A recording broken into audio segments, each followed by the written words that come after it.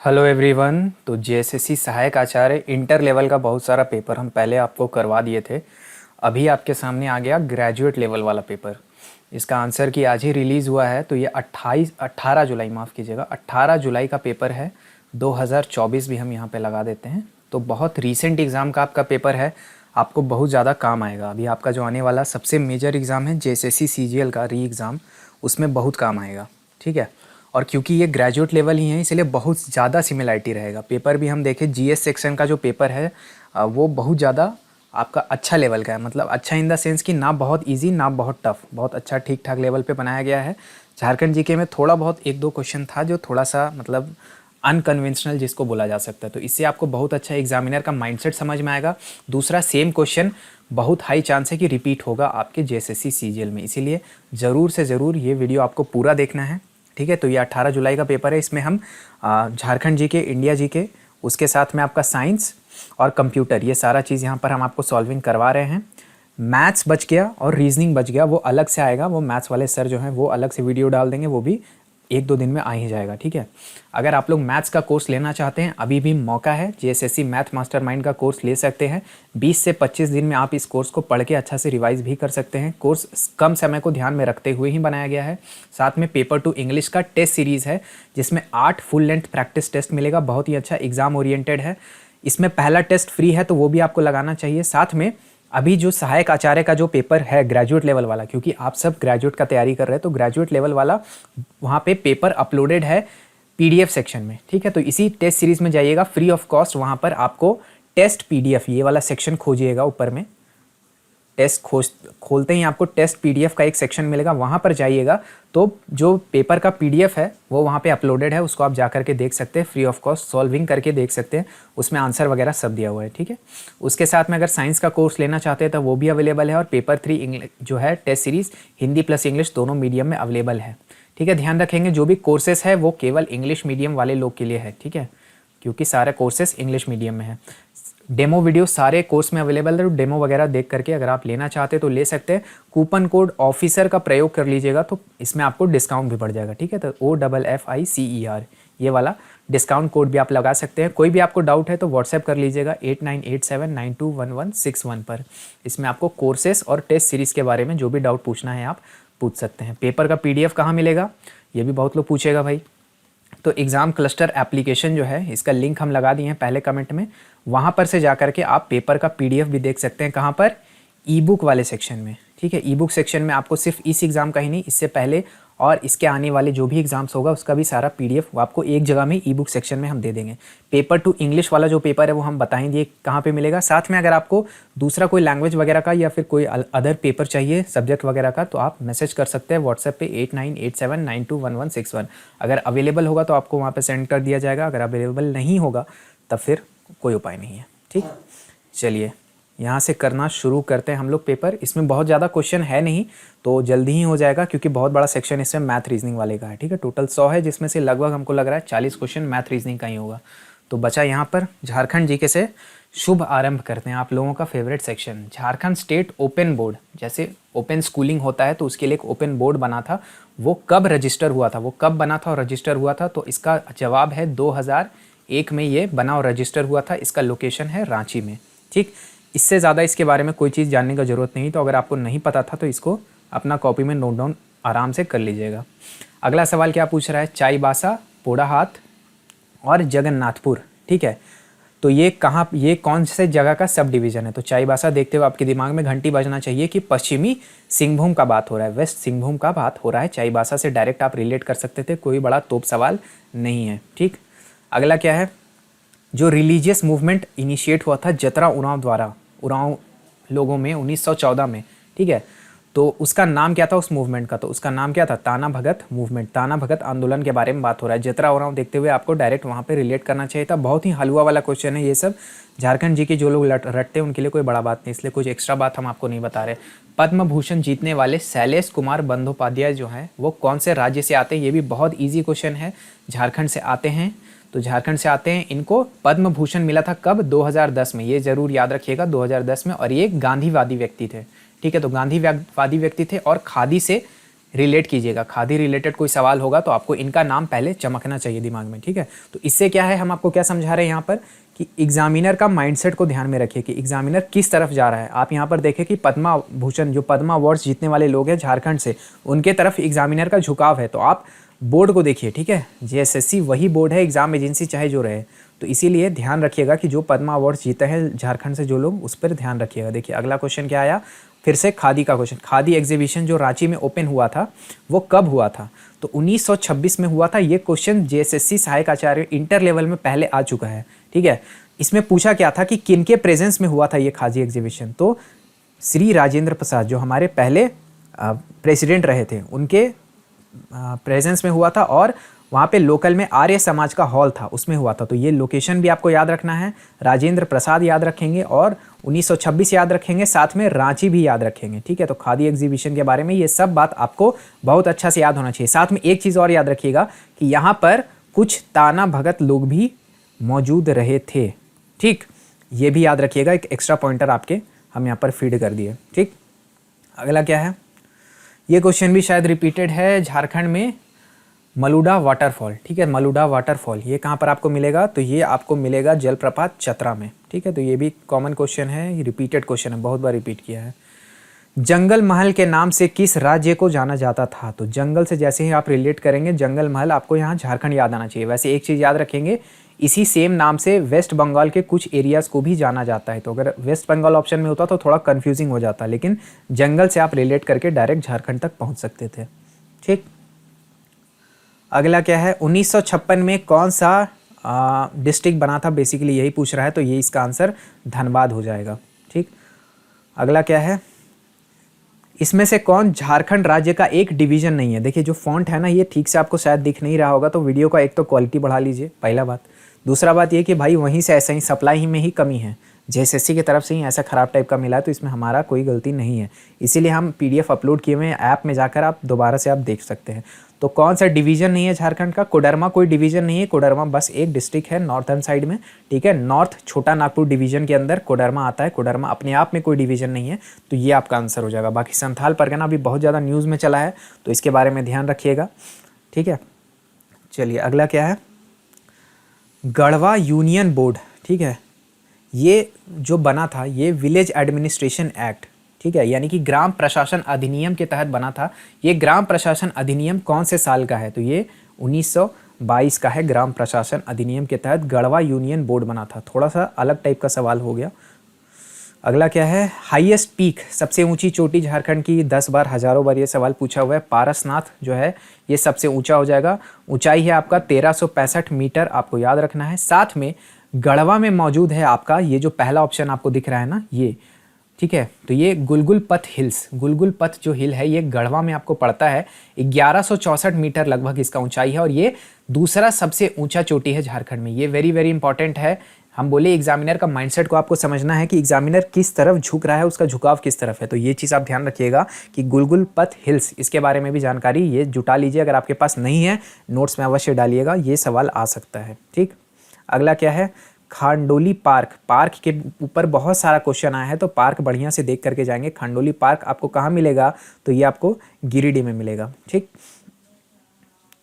अगला भी बहुत ज़्यादा अच्छा फेमस सवाल है। मुगल किंग जो अकबर है वो झारखंड के कुछ हिस्सों को कब्जाया था, ठीक है। तो उन कुछ हिस्सों को, लगभग जो गिरिडीह और उसके आसपास का कुछ कुछ एरियाज था, उसको कब कब्जाया था? तो ये होगा आंसर 1556, 1556 हो जाएगा, ठीक है। वैसे अगर अकबर का आपको टाइमलाइन ध्यान है तो उससे भी आप इसको एलिमिनेट मार सकते थे, लेकिन एग्जैक्ट आपको याद रहना चाहिए क्योंकि बहुत इंपॉर्टेंट इवेंट है।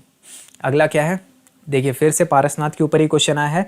सम्मत शिखर और समेत शिखर जो है ये आपको कहाँ, किसको बोला जाता है? अच्छा, किसको बोला जाता है ये बोल रहा है। तो ये हो जाएगा आपका पारसनाथ हिल। कहाँ पर मिलेगा? तो ये कहाँ पर मिलेगा बताइए। अभी ये सब हम रिपीट नहीं करेंगे। अच्छा, इसके बारे में एक चीज़ और ध्यान रखिएगा, जैन का जो इम्पोर्टेंट, जैनों का ये तीर्थ स्थल है। क्यों है? क्योंकि जैनों के टोटल 24 तीर्थंकर हुए हैं, उसमें से जो 20-30 तीर्थंकर हैं उन्होंने निर्वाणा की जो प्राप्ति है वो कहाँ पर की? इसी सम्मत शिखर पे प्राप्ति की है। इसीलिए जैनों के लिए बहुत इंपॉर्टेंट जगह हो जाता है। लेकिन जो सबसे आखिरी हैं, यानी कि जिनके बारे में हम सबसे ज़्यादा पढ़ते हैं, महावीर, ठीक है। भगवान महावीर के बारे में जो सबसे ज़्यादा हम लोग पढ़ते हैं, इनका जो निर्वाण है, निर्वाणा, इनको यहाँ पर नहीं प्राप्त हुआ था। इनको कहाँ पर प्राप्त हुआ था ये कमेंट में बताइएगा। बहुत अच्छा क्वेश्चन है, लेकिन हम बता नहीं रहे क्योंकि बहुत कॉमन क्वेश्चन भी है। अगला क्या है, मुलर्स टैंक जो है, जो कि फ्रेडरिक मैक्स मुलर ने बनवाया था झारखंड में, ये किस डिस्ट्रिक्ट में है, तो मुलर्स टैंक जो है वो गोड्डा में है। ठीक है, तो डिस्ट्रिक्ट के ऊपर, डिस्ट्रिक्ट का जो इंपॉर्टेंट मॉन्यूमेंट है, डिस्ट्रिक्ट वाइज पढ़ाई करना आपको बहुत बहुत ज़रूरी है। जिस भी किताब को आप फॉलो कर रहे हैं डिस्ट्रिक्ट वाइज उसको रीड कीजिएगा, बहुत फ़ायदा करेगा आपको। ठीक है, अच्छा किताब होगा तो ये सब चीज़ उसमें मिल जाएगा। सुंदर डैम जो है, जो कि सुंदर नदी पे बनाया गया है, ये किस डिस्ट्रिक्ट में मिलेगा आपको। ठीक है, तो सुंदर डैम मिलेगा गोड्डा में। ठीक, अगला क्या है, 2011 का जनगणना के हिसाब से रूरल सेक्स रेशियो क्या है झारखंड का। देखिए झारखंड का बहुत सारा अलग अलग डेटा आप लोग याद करते होंगे, तो रूरल सेक्स रेशियो जो है वो 961 है 2011 के हिसाब से। अब ये सब बहुत रटा हुआ घिसा पिटा सवाल है, इसलिए हम ज़्यादा नहीं इसमें एक्स्ट्रा हम बात नहीं बता रहे हैं, क्योंकि वो हम बचा के रख रहे हैं ऊर्जा आगे के लिए, दूसरे सेक्शन के लिए। ठीक है, क्योंकि वहाँ पर बहुत सारा एक्स्ट्रा बात जानना जरूरी है। अगला क्या है, योगिनी शक्तिपीठ, ये कौन सा डिस्ट्रिक्ट में मिलेगा, ये भी आपको गोड्डा में मिल जाएगा। ठीक है, तो ये भी इम्पॉर्टेंट है। देवघर एयरपोर्ट जो है वो किन्होंने इनॉग्रेट किया। अच्छा, तो इजी क्वेश्चन हो गया। तो ये आमतौर पे एयरपोर्ट का इनॉग्रेशन का काम प्राइम मिनिस्टर का ही होता है। तो मोदी जी इनॉग्रेट किए थे देवघर में एयरपोर्ट 12 जुलाई 2022 को। पूरा याद रखिएगा, ठीक है, पूरा डेट याद रखेंगे, बहुत इंपॉर्टेंट सवाल है, आ सकता है। एयरपोर्ट इंपॉर्टेंट थीम भी है, ध्यान रखिएगा। एयरपोर्ट से रिलेटेड कुछ सवाल आपका 28 जनवरी वाला जेएसएससी सीजीएल का पेपर में भी पूछा गया था। ठीक है, तो इसको आप जरूर से ध्यान रखिएगा। अगला क्या है, लातेहार डिस्ट्रिक्ट में इनमें से कौन सा नेशनल पार्क लोकेटेड है। तो लातेहार में आपको क्या मिलेगा, बेतला मिलेगा, सबसे इंपॉर्टेंट नेशनल पार्क जो है। ठीक है, तो ये आपको मिलेगा लातेहार में। दलमा जो है वो आपको पूर्वी सिंहभूम में, और सरायकेला खरसावा यहाँ पर मिलेगा।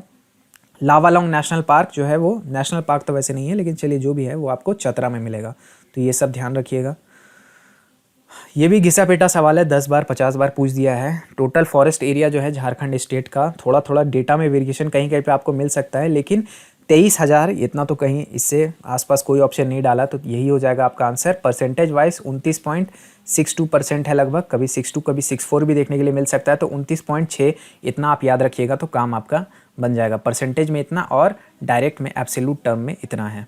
ठीक, इस बार देख रहे हैं कि कैबिनेट मिनिस्टर वगैरह पे सवाल नहीं था इस वाले में। ठीक है, अच्छा, मुकुंद नायक जिनको कि पद्मश्री का पुरस्कार मिल चुका है, ये किस फील्ड में इनको मिला है। ठीक है, किस फील्ड में मिला है, तो मुकुंद नायक ये जो हैं ये नागपुरी फोक डांसर हैं। नागपुरी फोक डांसर हैं। नागपुरी फोक डांस जो झूमर है उसके नर्तक हैं, साथ में सिंगर भी हैं और सॉन्ग राइटर भी हैं। तो तीनों का तीनों हो जाएगा, फोक सिंगर हैं, सॉन्ग राइटर हैं और डांसर हैं। सॉरी माफ़ कीजिएगा, ये हाँ चलिए गलत नहीं है, डाउट हो जाता है इतना बीच बीच में कभी कभी। चलिए, Jharkhand state pollution control board, इसको हम टेलीग्राम में भी आपको बहुत पहले अपडेट करवाए थे एकदम, जब हमको समझ में आ चुका था कि इससे सवाल आने वाला है, तो इसीलिए टेलीग्राम को जरूर फॉलो कीजिएगा। ठीक है, टेलीग्राम का लिंक नीचे डिस्क्रिप्शन में मिल जाएगा या पहले कमेंट में भी हम लगा देंगे। टेलीग्राम पे हम छोटा छोटा कुछ बात शेयर करते रहते हैं, उससे भी क्वेश्चन देखिए आया है। Jharkhand state pollution control board के बारे में पूछा है कि इसका हेडक्वार्टर कहाँ है। ये तो कॉमन ईजी टाइप का क्वेश्चन हो गया, क्योंकि ज़्यादातर जो संस्था है उसका हेडक्वार्टर आपको पूरा ओवरऑल रांची में ही मिल जाएगा, तो इसका आंसर रांची है। लेकिन इसके बारे में कुछ और बात याद रखिए, 9 सितंबर 2001 को जैसे ही अपना झारखंड बनता है, बहुत जल्दी इसको बना दिया जाता है, काम करना शुरू करता है 5 दिसंबर 2001। ये सब का सब इंपॉर्टेंट डेट है, ज़रूर आएगा आपसे। इसका रिस्पॉन्सिबिलिटी कोई खास जरूरी नहीं है, बेसिकली क्या है, पोल्यूशन वगैरह का कंट्रोल, उसका रेगुलेशन जो है, लॉ वगैरह, उसका ध्यान में देना है। ठीक है, एयर क्वालिटी, वाटर क्वालिटी, ये सब के बारे में उसका निगरानी रखना है। हेड ऑफिस इसका रांची में है, ये क्वेश्चन अभी आया है। साथ में इसका कुछ रीजनल ऑफिस भी है, कहाँ पर, धनबाद में, जमशेदपुर, हजारीबाग, देवघर और रांची में कहाँ पर, तुपुदाना में है। ठीक है, उसके साथ में एक सेंट्रल लैबोरेटरी है। सेंट्रल लैबोरेटरी कहाँ पर है, तुपुदाना, रांची में ही है। तो ये तुपुदाना के साथ में याद रखेंगे, ये नहीं कि सिर्फ रांची रट लिए, क्योंकि एग्जाम में फंसाने के लिए बहुत बार देगा, रांची आपको देगा ही नहीं, तुपुदाना दे देगा। तो इन झारखंड के रहने वाले जो लोग हैं उनको तो इस सब में कोई समस्या नहीं, तुपुदाना फेमस जगह है, एग्जाम वगैरह का सेंटर पड़ता है, सबको पता ही है। लेकिन जो बाहरी लोग हैं, हो सकता है उनको, बाहरी इन द सेंस कि जो दूसरे स्टेट वाले लोग दे रहे हैं, उनको जानकारी नहीं होगा एक एक एरिया का, तो पूरा याद रखिएगा। क्वेश्चन रिपीट हो सकता है जेएसएससी सीजीएल में। ठीक है, प्रोटेक्टेड एरिया नेटवर्क जो है वो झारखंड में लगभग कितना प्रतिशत है, तो 2.7% है। ये भी कॉमन सवाल है इसलिए इसके बारे में ज़्यादा बात नहीं। 2011 के सेंसस के ऊपर बहुत सवाल आ रहा है, पूछ क्या रहा है कि सबसे कम आबादी वाला डिस्ट्रिक्ट कौन सा है, तो ये आपका क्या हो जाएगा, लोहा से मार मार के आबादी घटा दिया लोहरदग्गा में, तो ये आंसर लोहरदग्गा हो जाएगा। सबसे हाईएस्ट कहाँ पर है, तो रांची में है। रांची में आबादी सबसे हाईएस्ट है और लोहरदग्गा में सबसे कम है। ठीक, अगला क्या है, जमशेदपुर झारखंड से एक फ्रीडम फाइटर रहे हैं जिनका 8 अगस्त 1919 में गुंडा बिहार में जन्म होता है, तो इनका नाम क्या है, धनंजय महतो। कहाँ गए, यहाँ, ये आंसर हो जाएगा। बाकी सब लोग जो हैं वो झारखंड के नहीं हैं। वल्लभ भाई पटेल ये यहाँ के नहीं है, नेहरू जी भी यहाँ के नहीं है, राम प्रसाद बिस्मिल भी यहाँ के नहीं है। ज़्यादातर लोग इसमें से यूपी या फिर दूसरे वेस्टर्न साइड के हैं। Women's Asia hockey champions trophy 2023 बहुत इंपॉर्टेंट है। ये पूरा जो चैंपियंस ट्रॉफी है एकदम घोर के पी जाइएगा, इससे एकदम मतलब 90% चांस है कि इससे आपका सवाल आने जा रहा है, लिख कर ले लीजिए। तो women's Asia hockey champions trophy जो है करंट अफेयर है आपका, जो जिस भी मैगजीन से पढ़े अच्छा से पढ़िएगा। इसका ये इंडिया में कहाँ पे हुआ था, ये सिंपल सवाल पूछ रहा है, तो रांची में आयोजित किया गया था। इंडिया टीम जो है उसको गोल्ड मेडल मिला था। ठीक है, तो किसको हरा करके मिला था वो भी आप देखिएगा, अपने मैगजीन से बढ़िया से ध्यान में रखेंगे। ठीक है, तो बहुत वेरी वेरी इंपॉर्टेंट टॉपिक है ये जो चैंपियंस ट्रॉफी हुआ है, बहुत ज़रूरी है।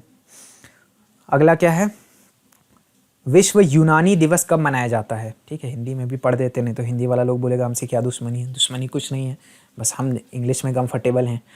तो वर्ल्ड यूनानी डे यानी यूनानी दिवस कब मनाया जाता है, तो 11 फरवरी को मनाया जाता है। क्यों मनाया जाता है ये ज़्यादा ज़रूरी है, आप तो इतना तो आपको दिख के समझ में आ ही गया। तो उस दिन बर्थडे है, किनका बर्थडे है, तो एक यूनानी के स्कॉलर हुए, नाम क्या हुआ, हकीम, देखिए हकीम नाम में ही है, अजमल खान।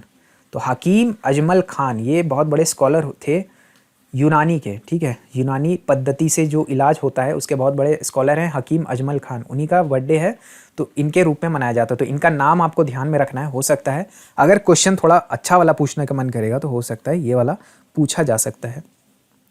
अगला क्या है, जनवरी 2024 तक बिहार राज्य के गवर्नर यानी राज्यपाल कौन रहे, तो राजेंद्र अर्लीकर, ये सेकंड वाले ऑप्शन, तो ये हो जाएगा, अभी भी यही है। तो हम आपको जैसा थीम आपको पहले आइडेंटिफाई करके बोले थे कि जो पड़ोसी राज्य है, ठीक है, पड़ोसी राज्यों के बारे में थोड़ा पढ़ लीजिएगा। जैसे सबसे बड़ा हमारा सबसे इंपॉर्टेंट क्या है, बिहार, उसके साथ में वेस्ट बंगाल के बारे में पढ़िएगा, अभी बहुत ज़्यादा ही न्यूज़ में चल रहा है वेस्ट बंगाल। उसके साथ में यूपी को भी आप ज़्यादा देखेंगे, थोड़ा सा इग्नोर्ड वगैरह रहता है उड़ीसा और छत्तीसगढ़, ये सबसे सवाल थोड़ा कम आता है, लेकिन ऐसा नहीं कि आपको देखना ही नहीं, ये दोनों भी इंपॉर्टेंट है। सबसे ज़्यादा इंपॉर्टेंट बिहार है। ठीक है, तो अपने पड़ोसी राज्यों के बारे में भी थोड़ा थोड़ा बेसिक्स पढ़ के रखिएगा। ठीक, अगला क्या है, प्रो कबड्डी लीग जो है वो किस साल लॉन्च हुआ था, तो ये लॉन्च हुआ था वर्ष 2014 में। ठीक है, जब पहली बार मोदी जी आए थे। अगला क्या है, चलिए अब यहाँ से साइंस शुरू होता है। तो साइंस में देखिए पिछला वाला में क्या था कि +2 लेवल का क्वेश्चन बहुत सारा था, लेकिन इसमें जहाँ तक हम समझ पाए हैं क्वेश्चन का स्तर बहुत ऊपर नहीं है, बहुत नीचे भी नहीं है। तो बहुत very very important practice set रहेगा आपके लिए। जेएसएससी सीजीएल में बहुत क्वेश्चन यहाँ से रिपीट भी करेगा। तो ध्वनि के बारे में सवाल पूछ रहा है कि ध्वनि किस चीज़ से नहीं गुजर सकता, तो वैक्यूम से नहीं गुजर सकता है। ठीक है, इसको एक मीडियम का आवश्यकता होता है ध्वनि को ट्रैवल करने के लिए। तो ये आंसर बहुत कॉमन, बहुत सिंपल हो जाएगा। ठीक है, फिर क्या है, मनुष्यों में इंसान का जो मेल है यानी मेन है, उसमें वोकल कॉर्ड जो है, ठीक है, यानी स्वर रज्जु, ये कितना लंबा होता है, तो स्वर रज्जु जो है, सबसे पहली बात तो भाई 12 से 15 सेंटीमीटर, इतना लंबा लंबा नहीं होगा। 10 से 17 इतना भी लंबा लंबा स्वर रज्जु नहीं होगा। ये है आपका 17 से 25 मिलीमीटर का होता है, ये याद रखिएगा, डेटा है, इसको याद रखना है, और इससे ज़्यादा इसका कोई उपाय नहीं है, कोई यूज़ नहीं है। ठीक, अच्छा अगला क्या है, फिजिक्स का बहुत बढ़िया सवाल है।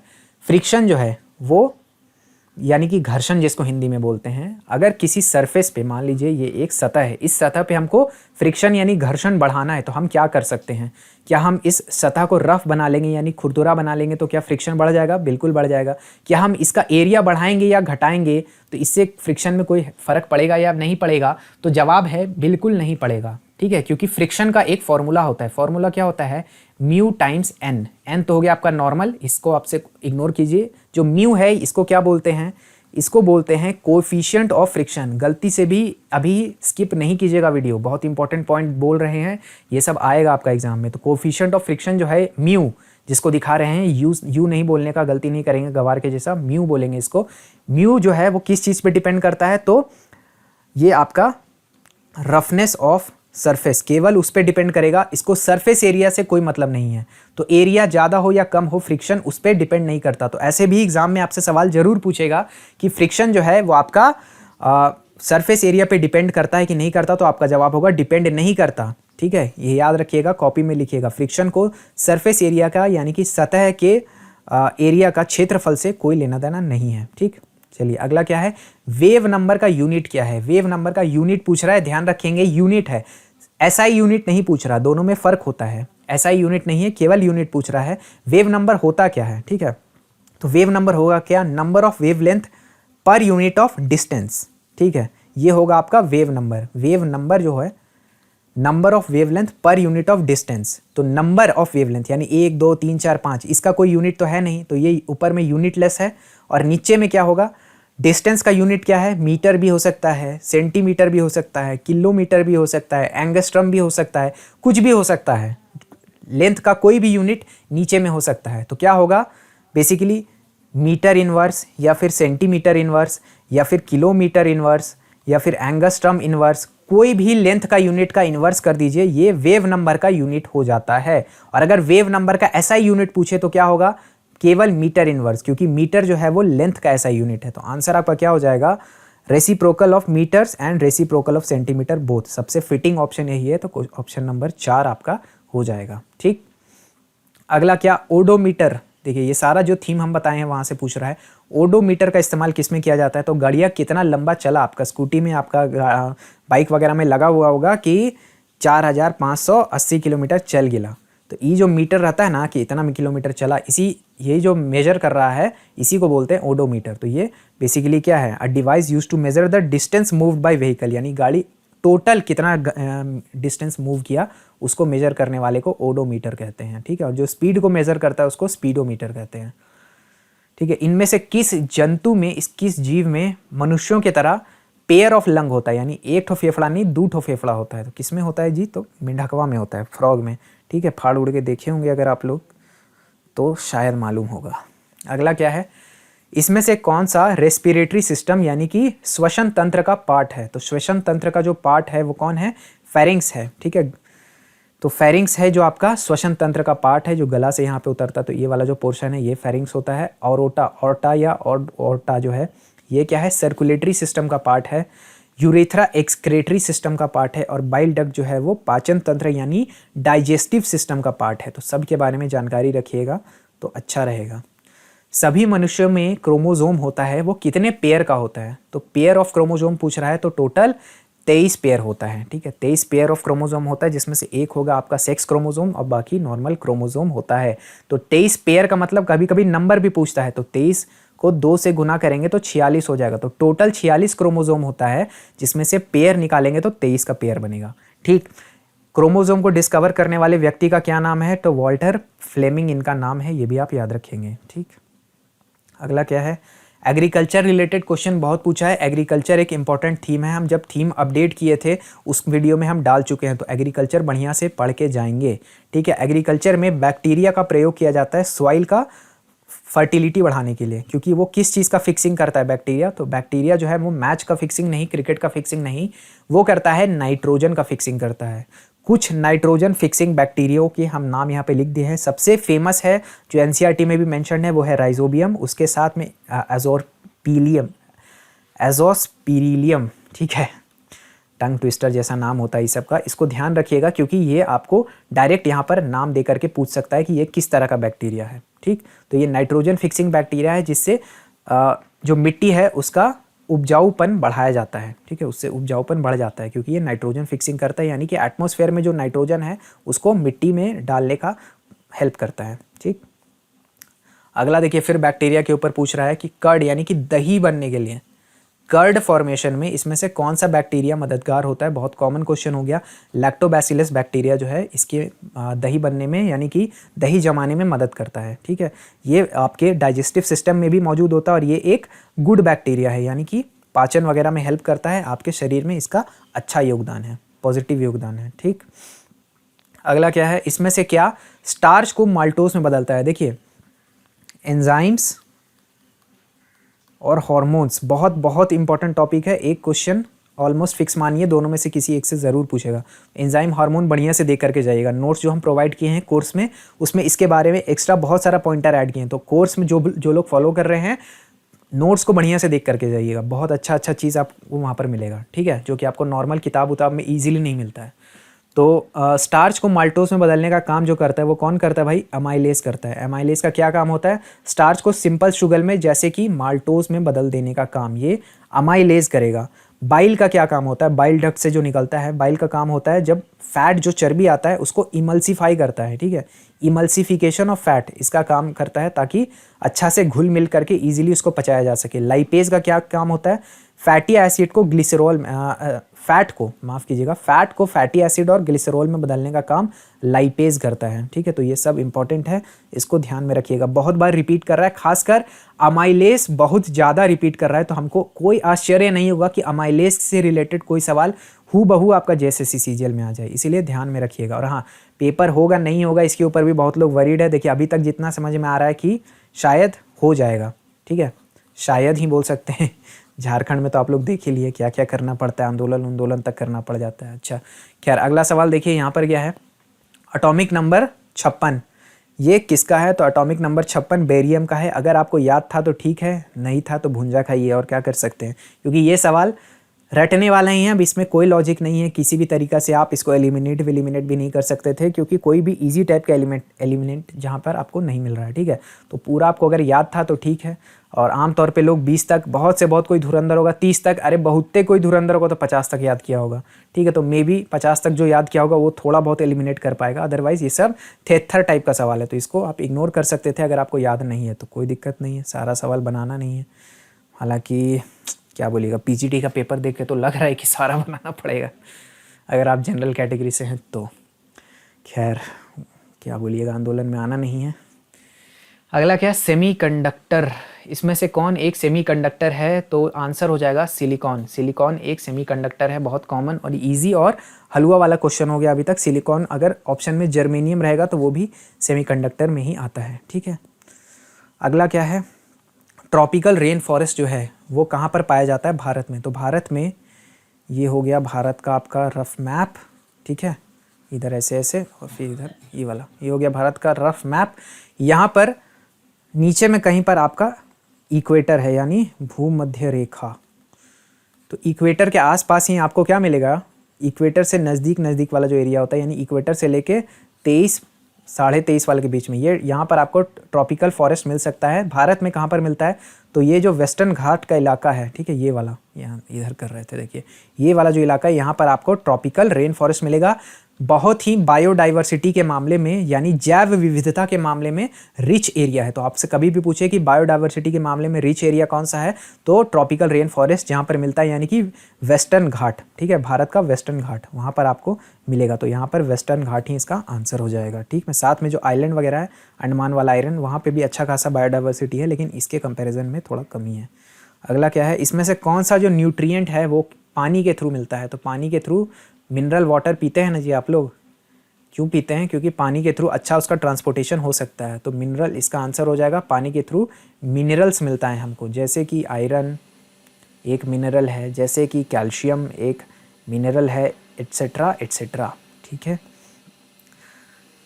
गंगा एक्शन प्लान जो है किस वर्ष लॉन्च किया गया था? तो गंगा एक्शन प्लान ये आपका 1985 में लॉन्च किया गया था, याद रखेंगे, इम्पॉर्टेंट क्वेश्चन है। साथ में नमामि गंगे प्रोग्राम भी लॉन्च किया गया था जून 2014 में, ये भी डेट याद रखिएगा, जून 2014, ये आपसे पूछा जा सकता है नमामि गंगे प्रोग्राम को लॉन्च किया करने का डेट।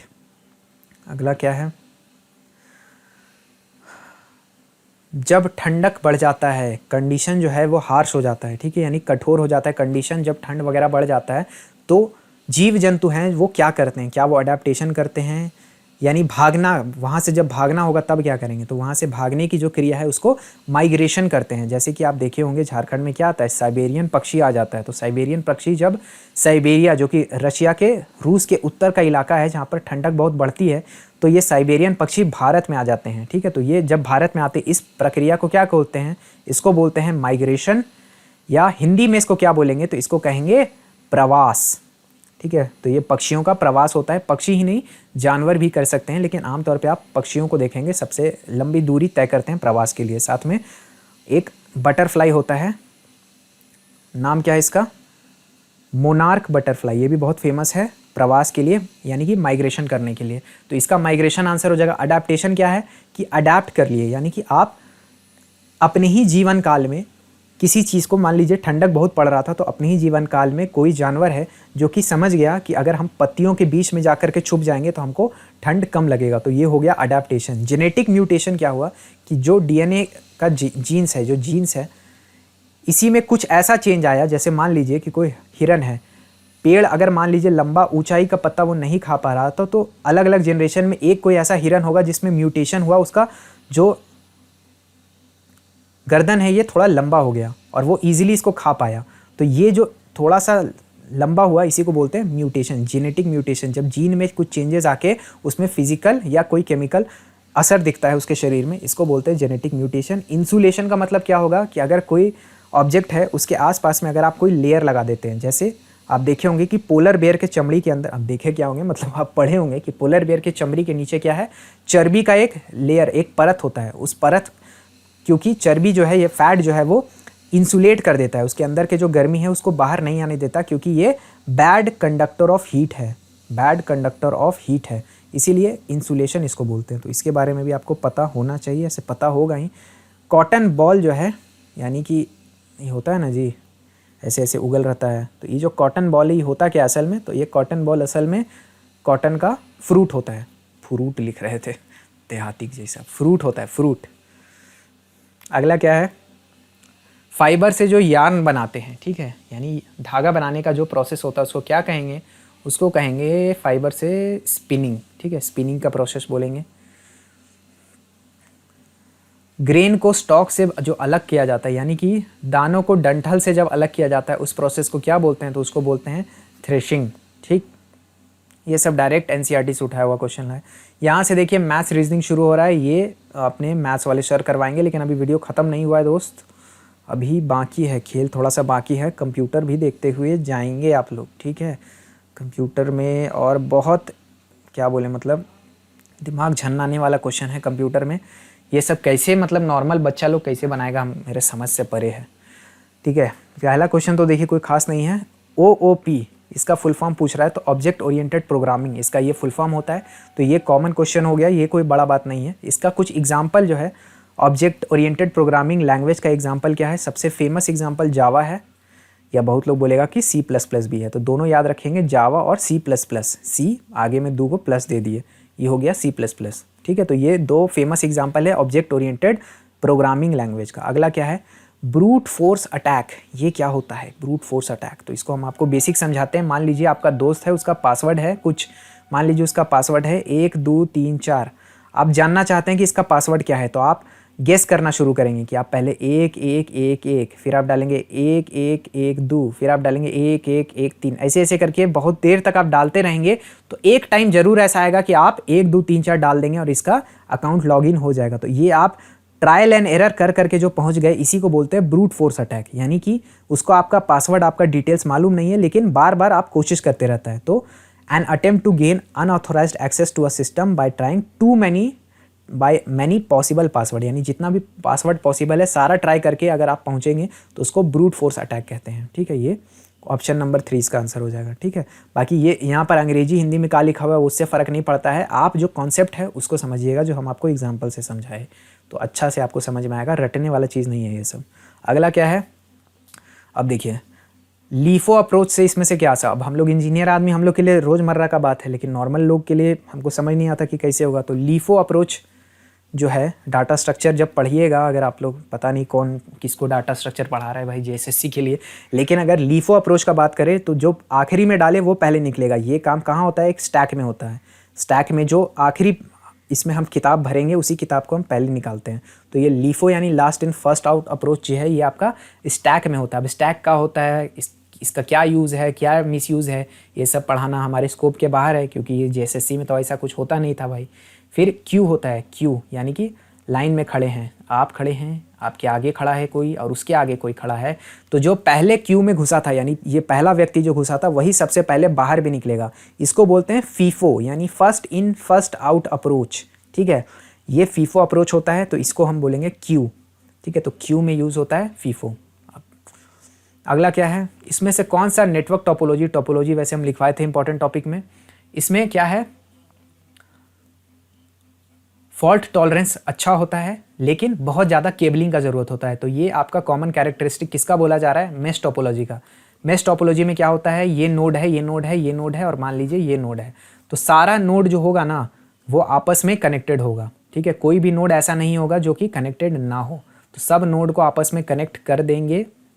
एगो निकला जी इससे, हाँ इससे भी एगो निकलेगा, तो ये 1 2 3 1 2 3 सारा लोग आपस में कनेक्टेड है। तो होगा क्या कि मान लीजिए ये वाला कंप्यूटरवा जो है ख़राब हो गया, तब क्या इससे नेटवर्क में असर पड़ेगा, कोई असर नहीं पड़ेगा, क्योंकि ये तीनों भाई बंधु फिर भी आपस में कनेक्टेड हैं। तो इसको अगर इसके तक पहुंचना है तो ये फिर भी पहुंच सकता है। तो ये काफ़ी अच्छा होता है। इसमें फॉल्ट टॉलरेंस यानी कोई नोड या कोई सिस्टम अगर फॉल्ट हो गया तब भी कोई दिक्कत नहीं है, सबसे अच्छा होता है। तो ये आपका मेश टोपोलॉजी का कैरेक्टरिस्टिक है। लेकिन ध्यान रखेंगे इसमें वायर सबसे ज़्यादा यूज़ हुआ, तो इसीलिए वायर का बहुत सारा इस्तेमाल, तो ये केबलिंग बहुत ज़्यादा यूज़ हुआ। तो ये कॉमन कैरेक्टरिस्टिक है आपका मेश टोपोलॉजी का। तो टोपोलॉजी आप सब लोग पढ़वे किए होंगे, इसमें कोई बहुत बड़ा बात नहीं। अब ये देखिए, ये सॉफ्टवेयर इंजीनियरिंग से सवाल पूछ दिया है, इसको हम मानेंगे कि हाँ भाई ये हम गेस नहीं कर पाए थे, ये एकदम मतलब थिएटर टाइप का सवाल है कि इसमें क्या है, कौन सी सॉफ्टवेयर विकास पद्धति पुनरावृत्ति है। चलिए हिंदी में नहीं पढ़ेंगे भाई। विच software development methodology emphasises iterative development, collaboration between cross functional teams and the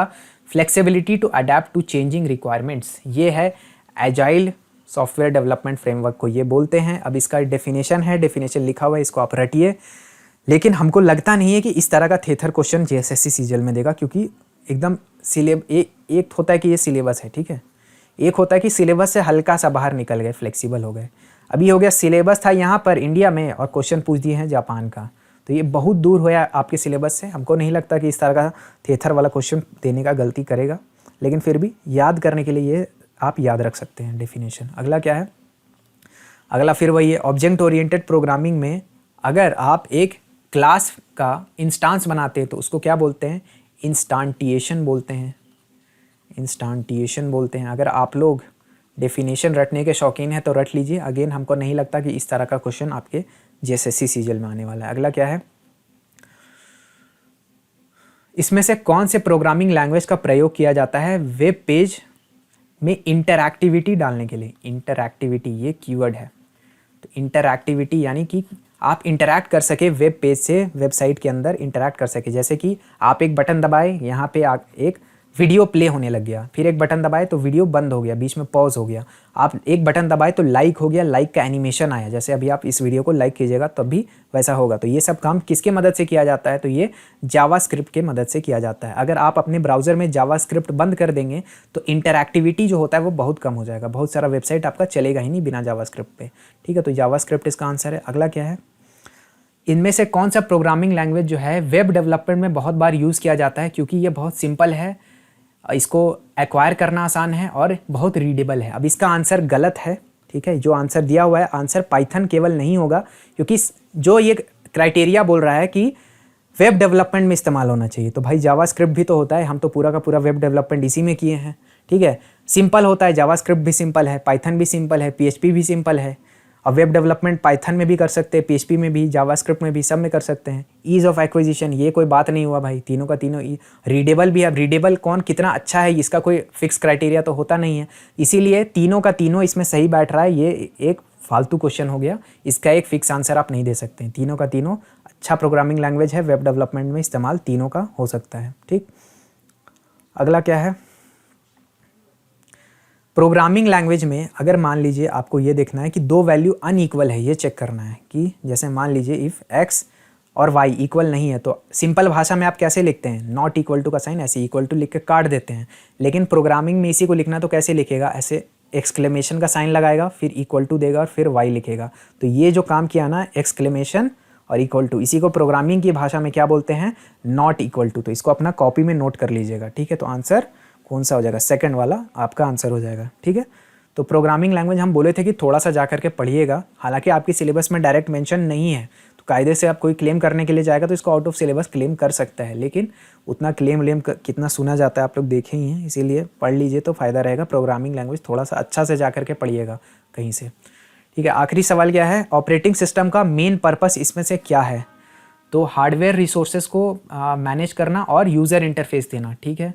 running application efficiently, ये भी ऑपरेटिंग सिस्टम का ही काम है। और providing security against malware and cyber threat, तो हाँ ये भी कुछ हद तक ऑपरेटिंग सिस्टम का ही काम है। तो तीनों का तीनों सही आंसर हो जाएगा, सारा का सारा ऑप्शन इसमें सही है। ऑपरेटिंग सिस्टम हम थीम में डिनोट किए थे, ऑपरेटिंग सिस्टम थीम से ही डायरेक्ट पूछा है।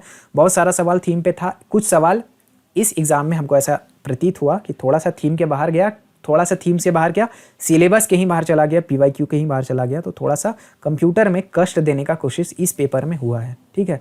लेकिन ज़रूरी नहीं है, हम आपको डिनोट कर दिए थे कि कौन सा सवाल आने लायक है और कौन सा नहीं है। पेपर का PDF कहाँ मिलेगा, एग्ज़ाम क्लस्टर ऐप में चले जाइएगा, ये लोगो है एग्ज़ाम क्लस्टर ऐप का, उसमें ई-बुक सेक्शन में आपको फ्री ऑफ कॉस्ट अवेलेबल रहेगा। बाकी कोई भी कोर्सेज, टेस्ट सीरीज़ कुछ भी लेना है, कूपन कोड ऑफिसर का प्रयोग आप कर लीजिएगा। टेलीग्राम चैनल ज्वाइन कर लेंगे तो आपके लिए फ़ायदेमंद रहेगा, बहुत सारा यूज़फुल शॉर्ट अपडेट्स और स्टडी मटेरियल हम वहाँ पे शेयर आपके लिए करते रहते हैं। वीडियो अच्छा लगा होगा तो एक लाइक ज़रूर कीजिएगा, अपने दोस्तों के साथ वीडियो को शेयर भी कर सकते हैं। और मैथ्स वाला PDF या फिर मैथ्स वाला जो आपका सॉल्यूशन है, साथ में दूसरा बहुत सारा एग्जाम का जो सॉल्यूशन है वो अभी स्क्रीन पे आ रहा होगा, प्लेलिस्ट बना होगा, वहाँ से जाकर आप देख सकते हैं। वीडियो देखने के लिए आपका बहुत बहुत धन्यवाद। मेरा नाम है ऋषिकेश। जय हिंद।